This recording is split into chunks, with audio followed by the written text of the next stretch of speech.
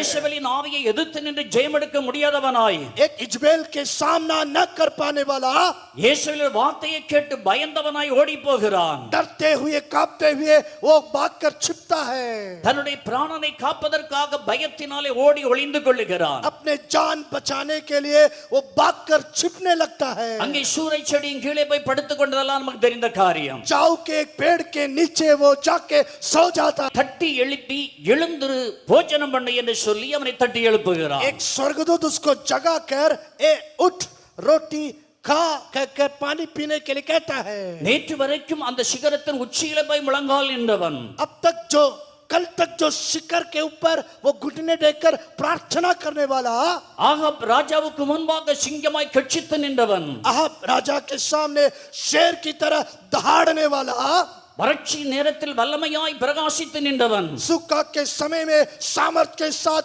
प्रकाशमान होने वाला, இன்றைக்கு ஒரு இயேசபேலின் ஆவிக்கு முன்பாக அவனால் நிற்க முடியவில்லை. एक इजबेल के सामना आज वो नहीं कर पा रहा है. செய்ய வேண்டிய காரியங்கள், என்னுடைய சித்தத்தை செய்ய வேண்டியது நிறைய இருக்கிறது. मेरे इच्छा को पूरा करने वाले बहुत से अभी योजनाएं हैं.